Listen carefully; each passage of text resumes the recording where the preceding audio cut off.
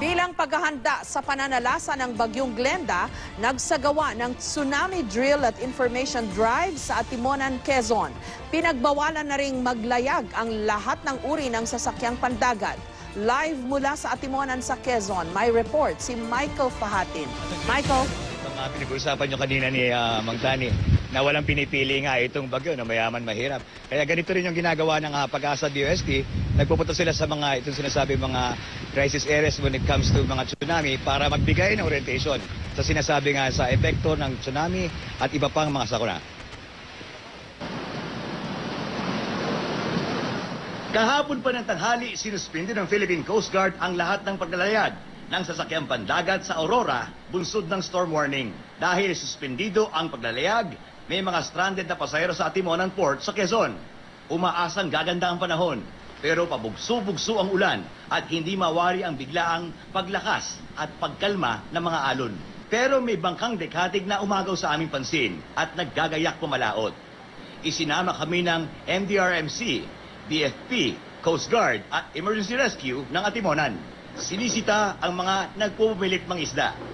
Pero ang ilan, kahit delikado pa, pilit lumulusot. Pero ang ikalawang pakay pala ng mga otoridad, magsagawa ng tsunami drill at information drive na rin sa mga sakunang dulot ng sama ng panahon at kalamidad sa liblib na bayan ng Barangay Ibayo, Ibaba, habang may nakataas na storm signal. Nakaschedule po kasi, so nakapaghanda yung barangay kapitan natin na sabihin yung kanya mga kabarangay. So, nice po namin ituloy kasi talagang nakaschedule pa itong nakarating ko pa. Matapos ang mahigit 1 oras na biyahe, narating namin ang barangay Ibayo, Ibaba. Di mabilang ang mga bangkang nagsisisikang nakataas sa pangpang. Dito, unti-unti naming naintindihan kung bakit.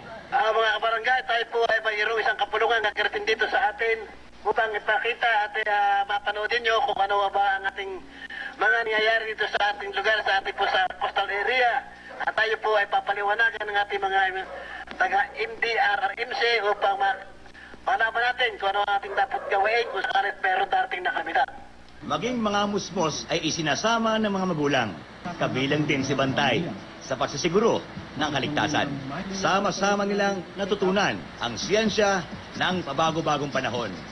Ang yaman ng 5th class municipality na ito na may higit 1,000 mamamayan ay ang kabataan. Alam na po at ang barangay po ay naturuan. Naturuan ng maayos para pagdating ng kalamidad, handa sila sa anumang mangyayari. Pagka naramdaman nga yun, ay di kailangan pumasok at tataan sa lugar. Sa usapan nyo nga kanina, Jessica, ni Mang Tani, no? Napakahalaga nga nitong pangalawa sa politika. Siguro itong usapin tungkol naman sa weather, no? Na interesado na mga Pilipino sa ngayon, sa ating nakikita sa ating coverages, no? Na malaman itong siyensya nga sa likod ng mga nangyayaring pagbabago-bago ng panahon.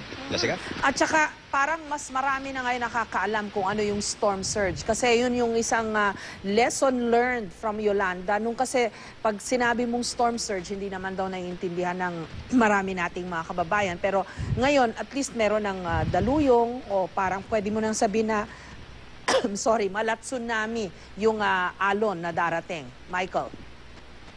Tama ka dyan. Tama ka dyan, Jessica. No? Kanina nga, it's so surprising na nakausap ko yung mga dun sa mga barangay-barangay, no? Alam na nila yung difference ng tsunami at ito yung mga storm surges nga, no? At alam nila kung saan lilikas, alam nila kung saan mag-evacuate at kung anong dapat dalhin. At sa tulong na rin ng ating lokal na pamahalaan. Okay. Tamang-tama naman yung kanilang tsunami drill at information drive. Pero syempre may magtatanong din, bakit naman ngayon pa itinaon? Sinasabi, pagpe-prepare nga sa lahat ng mga coastal residents natin sa buong Pilipinas dahil lahat sila ay talagang kumbaga prone sa ganitong klase mga kalikasan, lalo na itong tsunami na sinasabi, no, na gawa ng international maging ng lokal na lindol. Okay, maraming salamat sa iyo at silong ka muna dyan. Michael Fahatin, ingat kayo dyan sa Atimonan, Quezon.